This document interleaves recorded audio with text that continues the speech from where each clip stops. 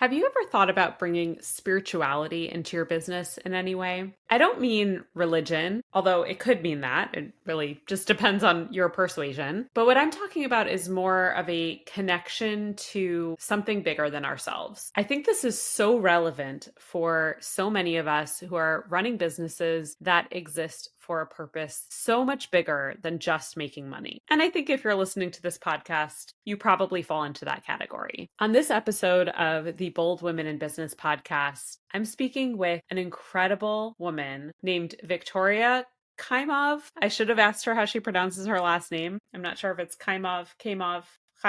I don't know. But Vic. She calls herself Coach Vic. And this is exactly what she focuses on, helping women build spiritually elevated businesses. She calls herself a soul aligned business coach. And this conversation gets deep, y'all.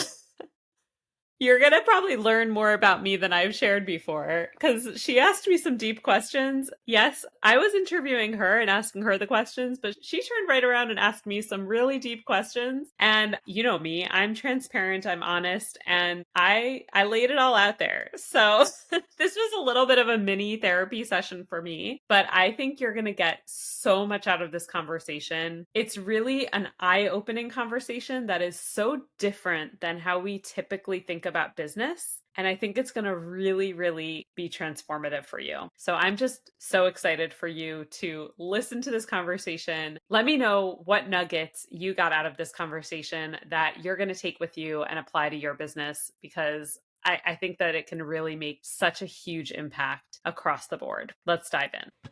Hey there, beautiful human. Welcome to the Bold Women in Business podcast. I'm your host, Rachel Honeyman, a content marketing, branding, and web design expert and founder of Honey Be Bold. This show is all about helping you build the most successful and fulfilling business possible so you can make a bigger impact in the world. Let's dive in. So Victoria, why should female entrepreneurs think about bringing spirituality into their businesses? So I think first it's going to be important to define what that even means. What does it mean to bring spirituality into your business, God into your business, how to bring the universe or whatever you call the divine into your business, right? Like, let's set the foundation for why you should even do that before we get to how, right? And I'll say for me, like, it's something that changed my life, because why you started the business, where that idea came from, where that passion came from, where your purpose lies, it doesn't start or end with you, right? It's something bigger than you. So tapping into that something bigger is going to propel the kind of impact that you can make, right? Because if you're in business, if you're a woman in business especially, because the way women run business is completely different than the way men run business. Yeah. And the reason why you get into business is different also. So what I found with my clients is they're in the business because they want to make an impact on the world. They want to change the world. They've been exposed to a problem that they are now part of the solution for. And so where did this problem come from, right? Like, why was it given to you? Why was it given for you? Where did it come from, right? Something bigger than you. So if something bigger than you created this energy, this situation, this challenge, this opportunity for you to be in this business, why wouldn't you develop a relationship with it to now help you continue and succeed and grow in this business? Yeah.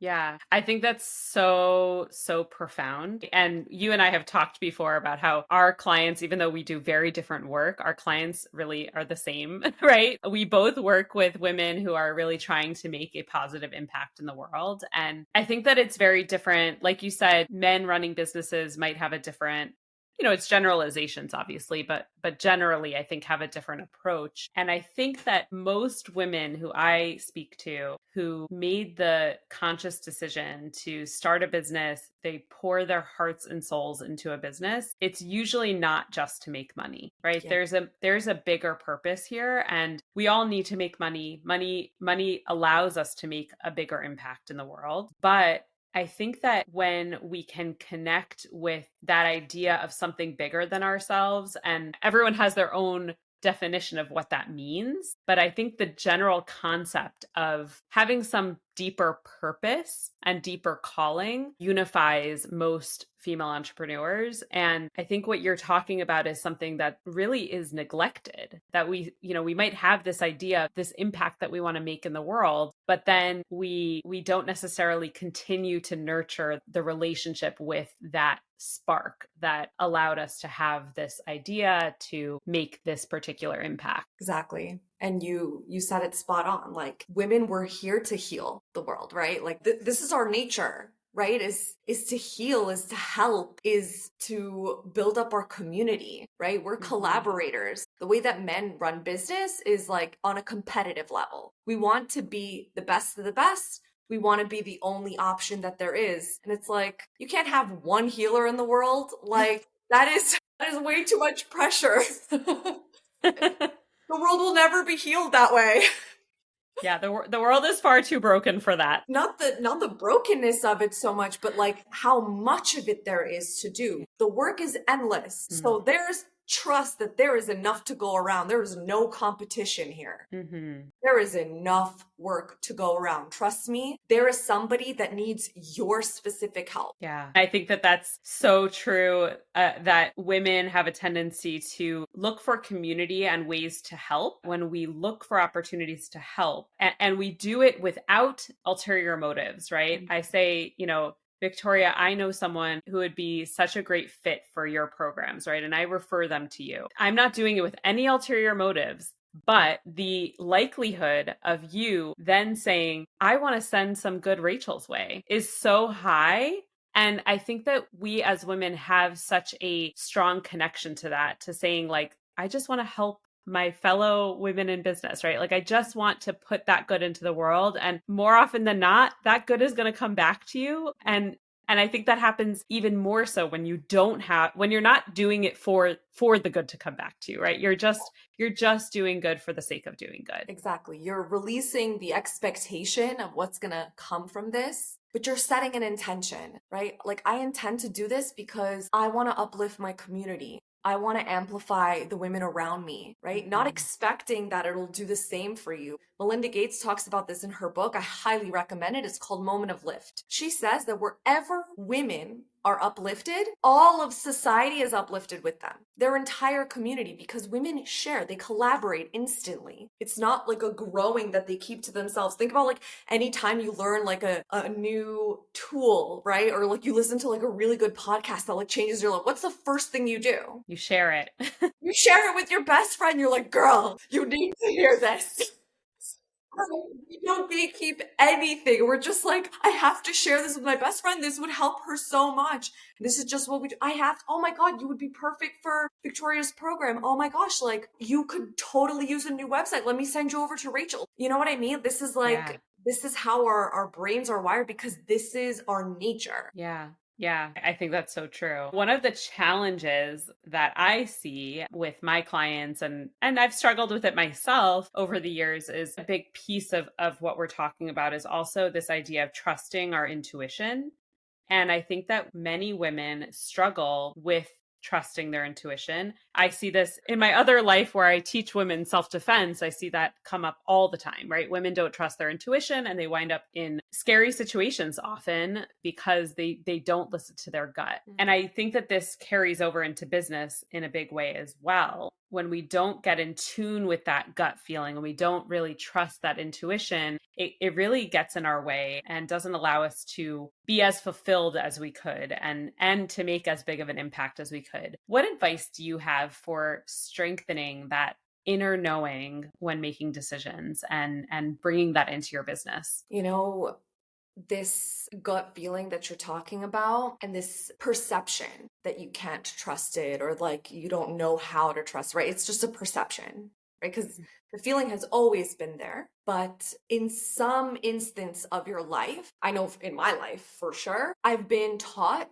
that instead of listening to that and what's happening inside, I need to pay attention to what's happening outside. I need to measure what I do by other people's reactions to what I do, right? Which turns you into a people pleaser. So now you're not going with what your gut says because you're not used to doing what you want. You're not used to saying what you want to say because you've been filtered, right? So to break that very protective habit that you've developed to people please and protect yourself, start taking up more space. Start just testing the waters instead of measuring, oh, how are people gonna react to what I say? Is like, how do I feel about what I say? What feels good right now? What feels true right now? Practical, like a very practical tip of how to tune into your intuition is from IFS, Internal Family Systems. It's called the 8 C's. Have you heard of them? I haven't heard of that, no. So the 8 C's are these 8 adjectives that start with C, and they're feelings you can tune into, and they're like the true feelings that help you tap into your intuition, into your gut. And you can sit and you can meditate on them. The 8 C's are calm, curious, courageous, compassion, creative, confident, clear, and connected. Meditate on what that feels like in your body, right? What is the feeling of calm feel like in my body today? And you're asking your body, show me what that feels like. And you do that for each of the 8 C's. And then when you go outside, right, because we're so used to measuring how we should act in the world based on external stimuli, if anything makes you feel anything other than the 8 C's, that's probably a sign that you shouldn't go there. Interesting. And if something makes you feel one of the 8 C's, like that same feeling, like, oh, I remember this feeling. Like I meditated on this morning. Like this is what creativity feels like. That's in alignment. So it's like this conscious training now with your intuition. Instead of saying, I don't know if I should trust my gut. I don't know what that like looks like. It's like, let's get practical, right? What does it feel like to trust your gut? Yeah.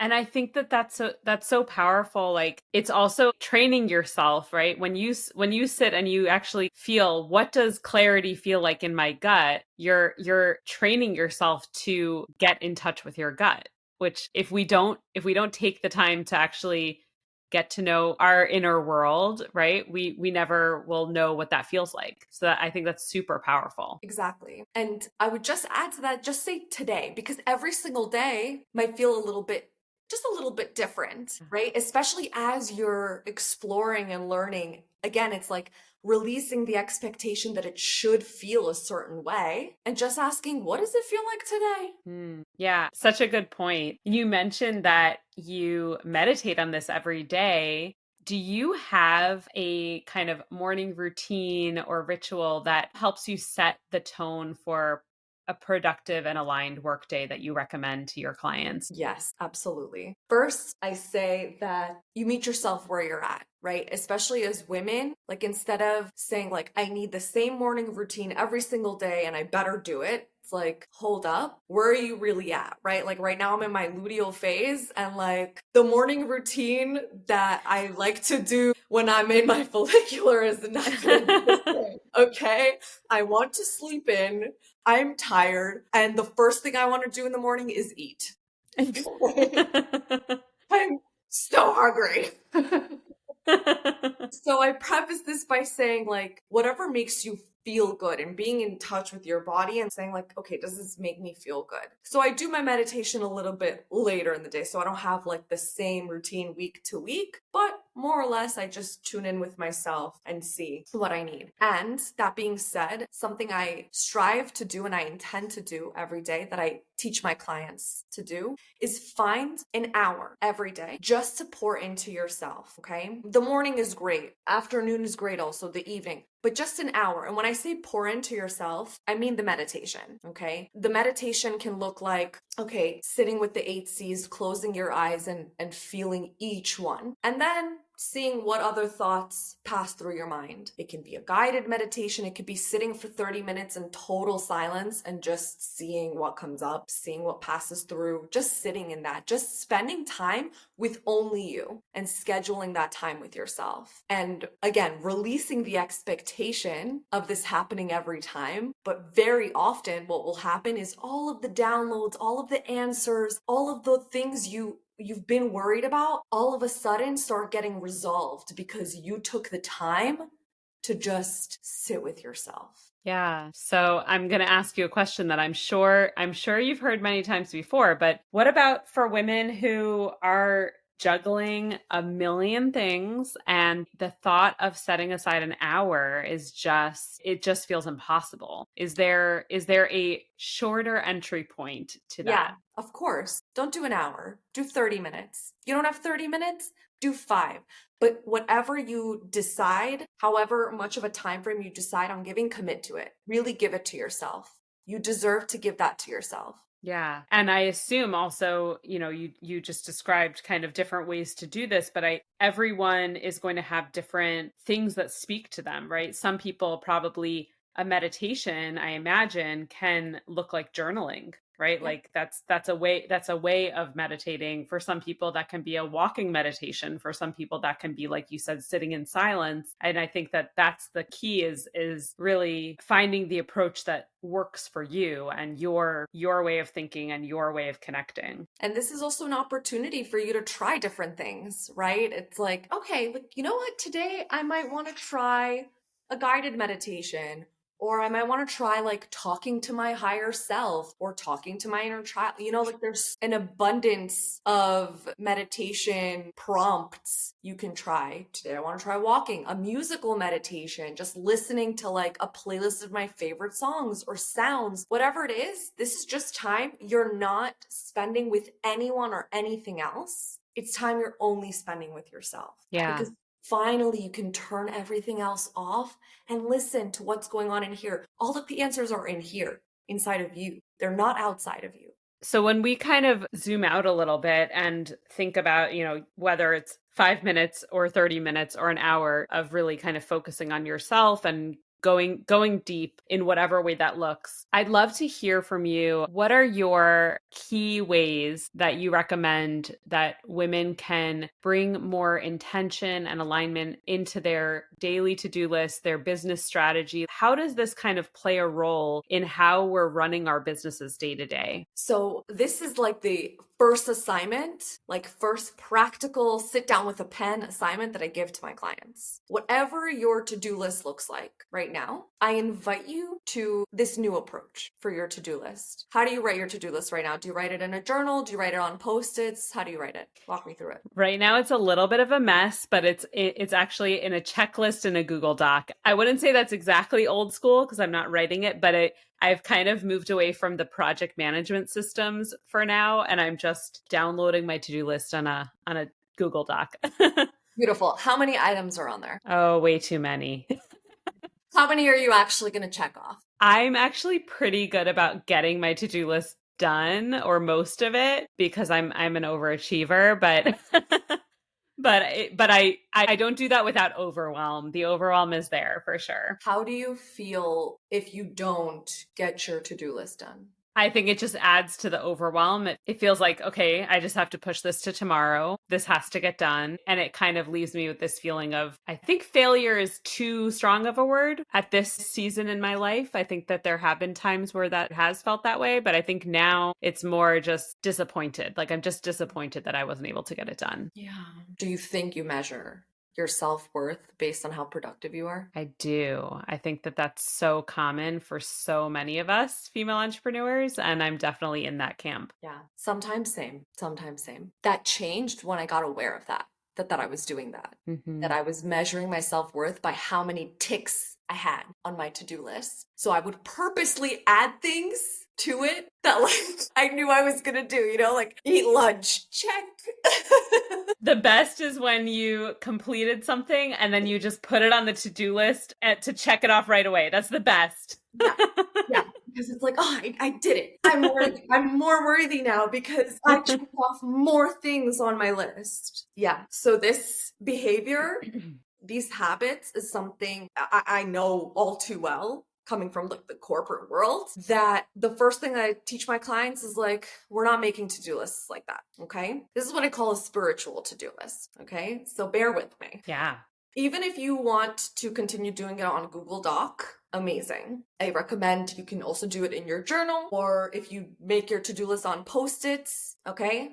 If you do it in a journal, split a line down the middle of the page, okay? So like you have 2 columns. Same in the Google Doc. Make yourself a table, okay? With 2 columns. And if you're doing sticky notes, have 2 separate sticky notes, okay? Instead of just one. Now, on one side of the table of the journal or on one of the sticky notes, you're going to write things I will definitely do today. No matter what. This is getting done today. This is the top priority. It must get done today. It will get done today. And if there's only one thing on that list, that's the best. The non-negotiable. Non-negotiable, this is getting done today. What this is doing is it's building trust with yourself because you said you were going to do something. You said you were going to do one thing and you did it. It's not about your worth. It's about your trust. Like, I'm a businesswoman. This is my task for the day. And it's also training you to be very mindful of what you're doing. We juggle everything else. We juggle a million other things at the same time. No, this is something I'm going to focus on one thing so I can give it all of my attention. I can give it my all. My recommendation is to have one thing a day, not a million. I'm absolutely getting this done. And it's going to feel so good to be like, I did it. And now what goes on the other side? This is how this list becomes spiritual. On the other side, right? Things I want the universe to take care of for me. What are the things that are not in your immediate control? Because this is where we get attached to the expectation, is that if I do all of these things on my to-do list, then that's what's going to make me get the client. That's what's going to bring in the money. That's what's going to bring in this measure of success. Is that 100% true? Is that 100% in your control? Not always. Certainly not. Definitely not. So to release that and say, you know what? I want the universe to send me my clients. I want the universe to take care of this because it's not really in my control. I know what I can control. I can control my contributions. I can control how I show up. I can control what I say to my clients. I can control how I show up online. I can control how I treat myself, how I show up for myself. That time in meditation, that's in your control. But everything outside of you, it's not. So why are you trying to control it? Yeah. And I think just to interject one point there, I think that when we get so caught up in trying to control the outcome, it leads to this sense of desperation and it causes this very vicious cycle. I've seen it many times. And I actually, about a year ago, I was in a zone of that for a little while. And I saw that the more I kind of felt like I'm trying to control the outcome, it's not working. I'm feeling the sense of desperation. Every call that I had with someone who might have been a potential client, I felt that desperation and they did too. I know 100% they did too. And that leads to, on a very practical level, that's just not going to lead anywhere good, right? And so I think that it's that balancing of like, I know the things that I can control. I'm going to put my effort into the things that I can control. And I think that when you then say, I'm entrusting the outcome to something bigger than myself, I think that it really releases that sense of desperation that comes up otherwise. And it opens you up so much more. When you go into these calls with potential clients, you don't exude desperation, you exude openness. And I think that that makes such a difference. It makes the biggest difference also when you're trusting that on that call, whoever is meant to work with you will, right? Like we said that there's enough to go around for everybody, right? But there's also people that you're designated to work with, right? These are your soul aligned clients. You're here to help them and they're here to be helped by you. So nobody can steal your client from you. So I would even argue, Rachel, that even on those calls that you were like, oh, I lost them because like, you know, I sounded desperate. I disagree. They were actually never meant to be your clients. And you had to go through these feelings so that you can release them as well. Yeah, that makes sense. Right? You can't just tell someone like, oh, just don't be desperate on the call, and they'll be like, okay, cool, I won't. No, they have to learn it for themselves. Absolutely. Let's talk about soul aligned sales. You mentioned working with clients who are aligned with you on that level. And I've heard you talk about soul aligned sales before, and I think that so many of us have at various points, and I think so many entrepreneurs just continue to have this feeling that sales are icky, right? Like we feel gross about sales. And I have thankfully moved past that like fully. I really have a very different approach to it myself these days. But I would love to hear about your approach to this because I think it's so unique. When you love something, Rachel, and you tell your best friend about it, do you feel like you're selling to her? No, definitely not. But you are. You're selling her what you really love, what you really believe in, what you want to share with her. But it doesn't feel like sales because we've boxed the term sales into what men have created out of this process, right? You have to follow this script and you have to say these things, and this is how you deal with objections. And it's like, sure, when we run business like men, we have to box ourselves into that strategy and that blueprint and that system. And it doesn't feel good because that's not the way that we communicate. That's not natural to us. Again, in the masculine energy of competitiveness, it's super aligned. But on the feminine side, sales, and I say that with air quotes, isn't pushing something on somebody. It's with so much love offering what you know is going to help this person. And so anytime I'm on a sales call, I'm really just in a conversation with another woman who I'm in awe with.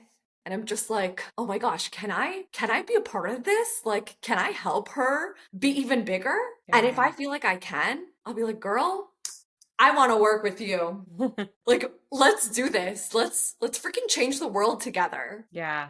I love that because I totally do the same thing. I referenced this earlier also, but I just had a call yesterday that was it was just a networking call, not even networking. I connected with someone. I hate the word networking, but I connected with someone who felt so aligned. And I just went into this call like, I just wanted to get to know her because I loved what she was putting out. I loved the energy she was sharing with the world. And we just vibed so much. And then before I knew it, she was asking me about how I could help her in her business. And I actually gave her the disclaimer. I was like, I did not go into this call with any intention of that. So I want to make sure that like we're aligned here. And she said, yes, it just opened up this like exciting opportunity that I think when you approach every call or connection point with someone who feels super aligned, it becomes so much more exciting to just say like, I want this person in my orbit, right? Like this is someone who they can hire me, they cannot hire me. This is someone who I want to be connected with. And